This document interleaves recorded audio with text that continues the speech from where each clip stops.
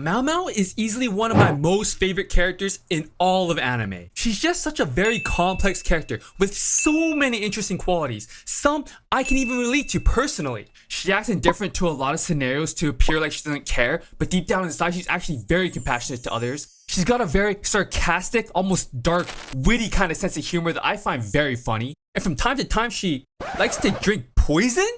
Okay, maybe I don't relate to everything about her. She's still a very well-written character, but what if Maomao never became an apothecary? What if her life took a completely different path? In today's video, we're asking, what if Maomao was raised by her biological father Lakan instead of her adoptive father Luomen? Let's start with career paths, the most obvious being Maomao taking after her father as a military strategist. Lakan's a master tactician, and let's be honest, Maomao's brain is basically a supercomputer. She'd thrive in a role where she could outsmart her enemies, maybe even using her love of poisons as a tactical weapon. Imagine her dropping a vial of something nasty into the enemy's water supply. Yuck! I get chills just thinking about that. She'd be like a toxic Sun Tzu, literally. But here's the catch. This is ancient China, and women weren't exactly welcomed into the military. Knowing Maomao though, she'd find a way around it. Maybe she'd disguise herself as a man and pull a Mulan. Except instead of sword fighting, she'd be poisoning generals. Honestly, that's a spin-off I'd be willing to watch. Next up, politics. As the daughter of the Lakan head, Maomao would have grown up swimming in a world of alliances and betrayals. She could have been an aide to the emperor, solving problems with a razor-sharp mind. Or she could have been a concubine, though you might think, wait, isn't Maomao too young for that? Yeah. This palace doesn't care. So picture it, Maomao stunning everyone with her beauty. Thanks, mom. While secretly plotting to take down her rivals. It's like Game of Thrones, but maybe this story could actually have a good ending. Finally, there's Go.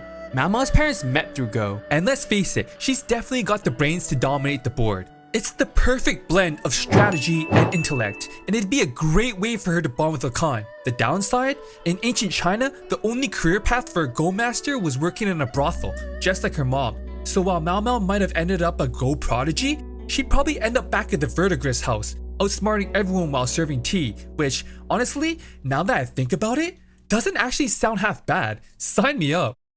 Now let's talk about how Lakan's influence would have shaped Maomao's personality. With Luomen, Maomao grew up modest and empathetic, always putting others first, but under Lakan, she'd be a whole different person.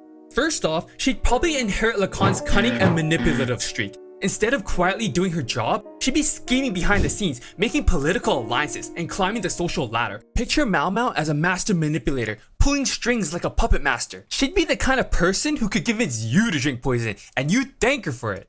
Maomao's upbringing in luxury would also change her values. Instead of valuing hard work and humility, she might have become more self-serving and status-obsessed. Imagine Maomao looking down on commoners, treating them like Consort Lihua's servants treated her. It's a stark contrast to the Maomao we know, who'd rather drink poison than act like a snob. And let's not forget the cynicism. Growing up in a cutthroat world of politics, Maomao would have learned to trust no one. She'd be on constant guard, always expecting betrayal. It's a far cry from the Maomao who risks her life to save others, and honestly, it's kinda heartbreaking to imagine her lose that kind of warmth and compassion. Finally, let's talk about Maomao's relationships and how they would change. First up, Jinshi. I'd honestly go as far as to say the dynamic between these two characters is what brings this series to life. Because what's not to love? Their dynamic is hilarious. She's indifferent to his charms, and he's fascinated by her bluntness. But if Maomao was raised by Lakan, she'd be Jinshi's political rival, not his servant. Imagine the two of them constantly trying to outmaneuver each other, only to slowly develop respect, and possibly, dare I say, even a little chemistry? It's enemies to lovers, but with more poison and paperwork. Then there's her relationship with Lakan. In the original story, Maomao wants nothing to do with him. But if he raised her, their relationship would be complicated.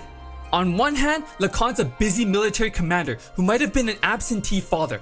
On the other, he's overprotective and controlling, possibly forcing Maomao into a career or even an arranged marriage she doesn't want. Honestly, it's a toss-up whether they'd have a heartwarming father-daughter bond or a full-blown rebellion. Knowing Maomao, she'd probably poison his tea and run off to join the circus.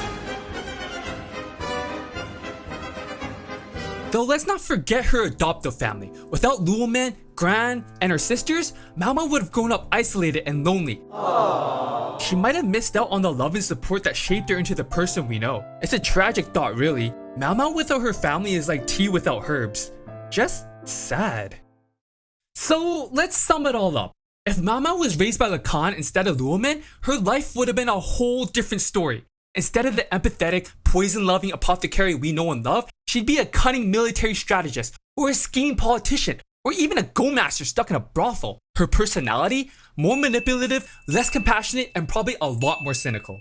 And what about her relationships? You can say goodbye to Jinshi's playful banter, because she'd be his political rival, constantly trying to outsmart him. As for Lakan, their relationship would be, well, complicated. At best, they have a heartwarming father-daughter bond. At worst, Maomao would poison his tea and we have Maomao as a clown. Alright, here's the thing though. As much as I love imagining these alternate scenarios, I can't help but feel grateful for the Maomao we got. The one who's blunt, sarcastic, and fiercely independent, while still also being deeply caring and driven to help others.